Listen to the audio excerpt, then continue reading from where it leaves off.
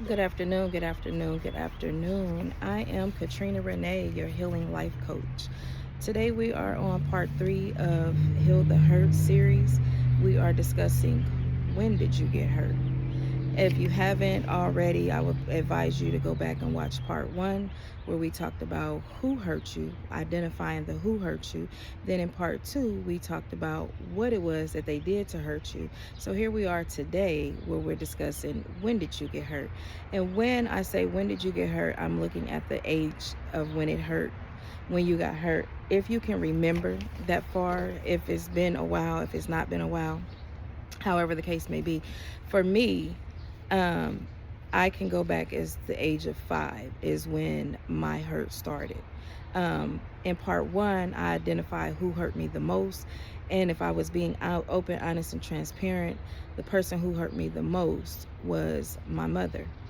And then in part 2, I discussed of what it was that hurt me the most. Was it the physical, the verbal, the emotional, the mental, the physical abuse? Well, for me, the verbal abuse was what hurt me the most, because again, like I said, sticks and stones may break our bones, but words will never hurt. Well, in my case, words lingered. They stuck in my memory bank, and I played them over and over and over again. So the verbal abuse for me was the thing that hurt me the most throughout my childhood into my adulthood.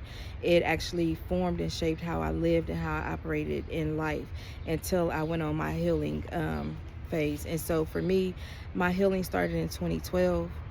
I had 4 years later, I had another part of me that started a different type of healing phase.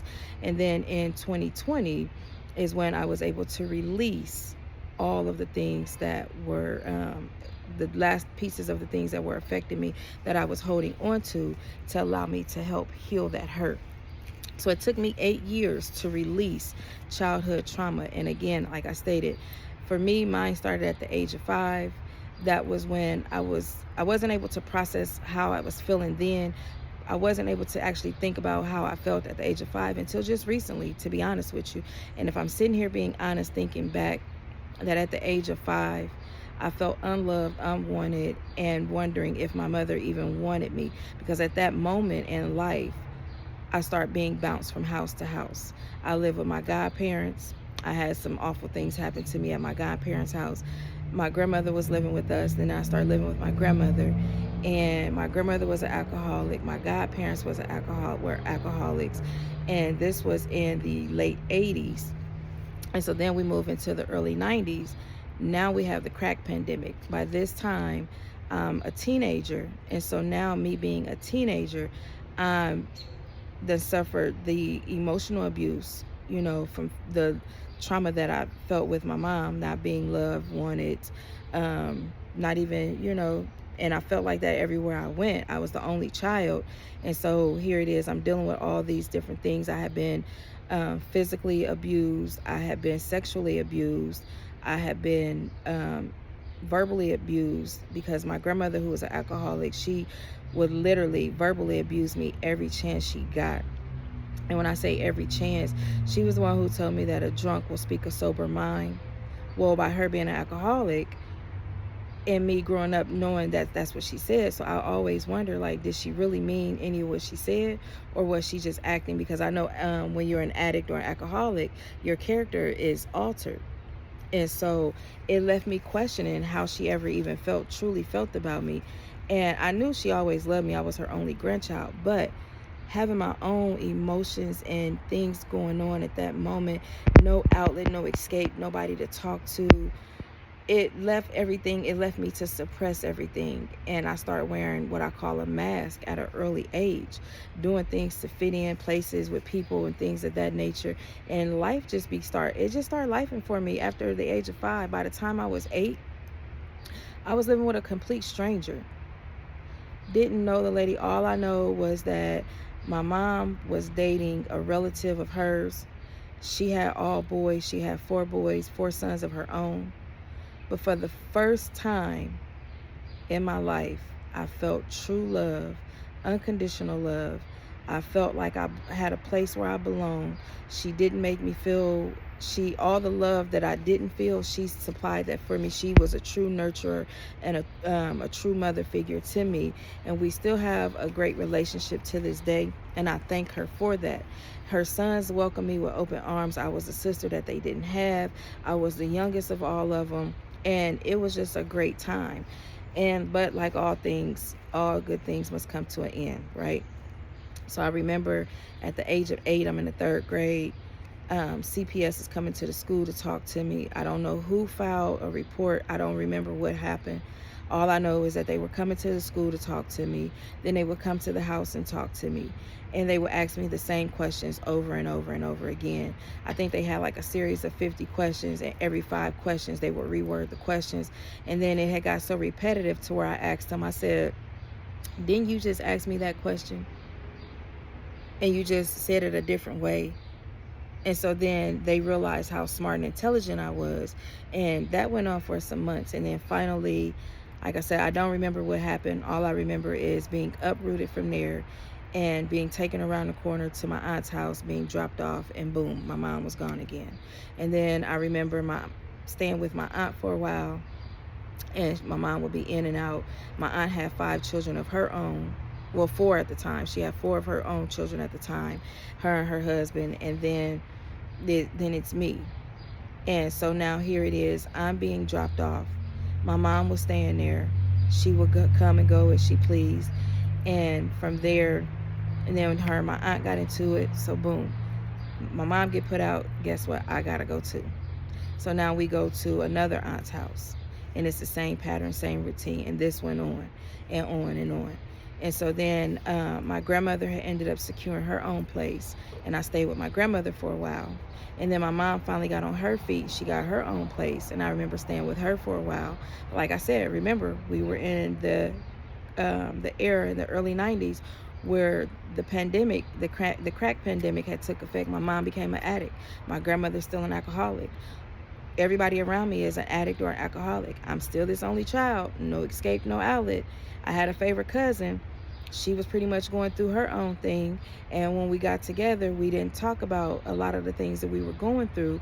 You know, we stayed together for a while. We were thick as thieves, but it was just so much hurt, so much chaos, so much turmoil that I just learned to suppress things and suppress things and suppress things, and that became my natural way of life. So then in my early teenage years, you know, I found my first little boyfriend. I ended up becoming a teenage mom. I ended up living with him and his mom. I got pregnant at the age of 16, delivered my son at the age of 17. Right after I delivered him, I ended up pregnant again. By this time, I get my own place. For the first time in my life, I feel that true love that I had not been receiving. And that love came from my own 2 children. And I'm still trying to go through school, still trying to maintain. I had no idea what it's like to live on your own, being a single mom, raising 2 young men. And I'm still in this abusive, and by this time, I'm in an abusive relationship with my children's father. Remind you, I'm 16, 17. I'm still a teenager. I don't know nothing about life. Nothing, but I'm gonna figure it out because I got these 2 little people looking at me. And we fought like cats and dogs, and I just couldn't take it no more. And I literally told him, like, you can't keep putting your hands on me. And I remember it had got so bad at one point that we fought in front of his mom and my mom, and he grabbed me, he choked me, and he lifted me up on the side of the house, and I must have blacked out. And he dropped me, and I fell to the ground. And I remember getting up, grabbing a metal shovel, and when I grabbed that metal shovel, I went to swing at the back of his head, and I was gonna try to tear his head off. And my mom grabbed him, his mom grabbed me, and they both were in the middle of us crying and begged for us to leave each other alone because somebody was gonna end up dead and somebody was gonna end up in jail. And at that point, in that moment in life, I wasn't going to jail, and I wasn't gonna be the one dead. I don't know what I was gonna do, but I know I had it in my mind. I wasn't going to jail, but if that's what it took for me to protect myself, then that's where I was probably more than likely gonna end up at. But I was gonna literally try to kill him. And so that abuse on top of all the other abuse. And then, not to mention, while I was living with him and his mom, had reached out to an aunt for a ride to school because she passed their house every day. And I remember her saying, "Oh, I didn't know you still go to school." Like, she just wrote me off completely. Never mind, "Hey, how you doing? It's been a long time. I ain't seen you. You okay? You know, how you been?" None of that. Instantly, "Oh, I didn't know you still go to school." Like, "Oh, okay. Well, me neither." And that kind of crushed me because nobody was checking on my well-being. Nobody. Nobody was asking me, was I okay? What is it like to be a teen mom and live here? And they thought that that was something that I wanted to do. Absolutely not. I always wanted to be a part of a family where I felt loved, wanted, safe, and secure. But I had to create that within my own home. And sometimes in life, the life that the hand that we're dealt, we have to make the best of it. And I held on to a lot of stuff for a long time. And I just opened up and released a lot of that when I wrote the book, Heal the Hurt. It's a workbook journal. It's a self-guided journal that helps you to identify the who, what, when, where, and how. How long will you carry this hurt around? And as I got through the teenage years, now I'm, my early 20s, I'm with a new guy, and he's no different than anybody else. He was never loyal. He was a chronic cheater, an habitual liar, and he just did everything under the sun that he wanted to do. So now I'm moving from Ohio to Indiana to keep the family together because I wanted our children to grow up with a mother and a father in the household. And that was a sad mistake because moving to Indiana, he was running from some trouble in Ohio, and eventually it caught up with him. We get here to Indiana, and now here it is. I'm in Indiana. I'm in this foreign state. I don't have anybody, no family, no friends. The one person who I knew loved me truly, after I learned, what it's like to be an alcoholic or live with an alcoholic, and I knew that her character was just altered, which is my grandmother. Once I learned that she truly, truly did love me and always had my best interest at heart, by that time she was gone. My mother was still an addict. I even moved her to Indiana with me, thinking that it would help her get herself together. Sadly, was I mistaken, because the neighborhood I moved to here in Indiana, it was one of the worst neighborhoods in the city of Indianapolis, Indiana. And that it was like she picked up right where she left off at, like she had never missed a beat. Like she had never missed a beat. And so I remember being here the early years, me and my children's father, we arguing and fighting and doing that, and it was just too much. Now at this point I had 4 boys because I had 2 more by him, and so now I have 4 boys looking up to me.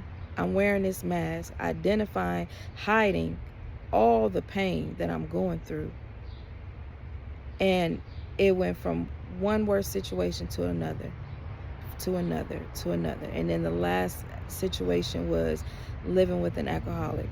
This was the second alcoholic, well, the third alcoholic in a relationship anyway. And that relationship, it was just like I was repeating life cycles over and over and over. And in 2016, I made the executive decision to choose me. I packed up my whole entire house, and put it in storage. I had no place to go, no backup plan. I didn't have absolutely nothing. All I knew was it was time for me to put me first and not walk around my own home on eggshells. Because at this point in this time, I had a son who was a young adult who is now an addict. He was addicted to narcotics, opioids. And he turned into Dr. Jekyll and Mr. Hyde. Always wanted to argue, always wanted to have, it was horrible. Living with the alcoholic, living with the addict.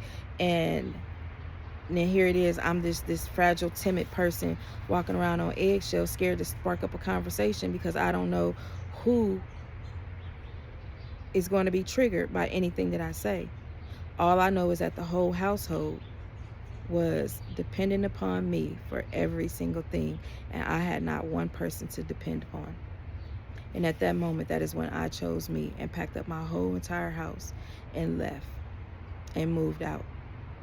And I had a baby boy still in school. I didn't know where he was going. I didn't know who he was staying with. I didn't know nothing. I just didn't, at that moment, I just couldn't care anymore. I couldn't. And at this point in this time, I had been hurting from the age of 5 to about 43. No, I'll take that back. I was about 40 when that happened. And so that was a long time. I didn't fully get healed until I was 43. So from the age of 5 to 43, I carried so much hurt, chaos, turmoil, and I just packed it away, and packed it away. And then I would explode at times, and I would just hide and wouldn't deal with nobody. I would explode, hide, and wouldn't deal with nobody, and that became repetitive. And I'm here to let you know that if any of this of what I said resonates with you, you're not alone. There's others out there that have gone through this. May not be. Some people's stories are worse, some not as bad, but I'm here to help you heal the hurt. If anything I said resonates with you, we have a few more parts to go. Once this series is complete, we'll be then going in depth and breaking down the different forms of abuse and how that affected me. And then we'll go even deeper.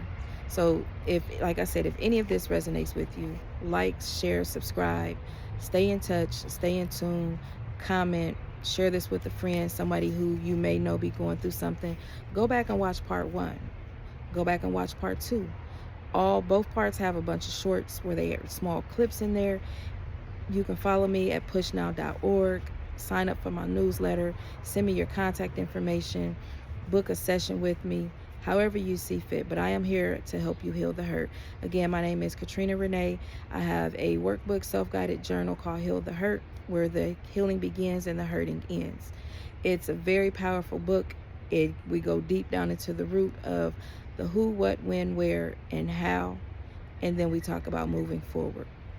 So this is the end of part 3 of When Did You Get Hurt? And for me, just to recap, I have been hurting at the age of 5 all the way through to my adulthood, to the age of 43. You don't have to hurt that long. You don't have to continue to hurt. I am here to help you heal the hurt. And so stay tuned. Next Wednesday, we'll be dropping part 4. And so I'll be in touch. Have a good day.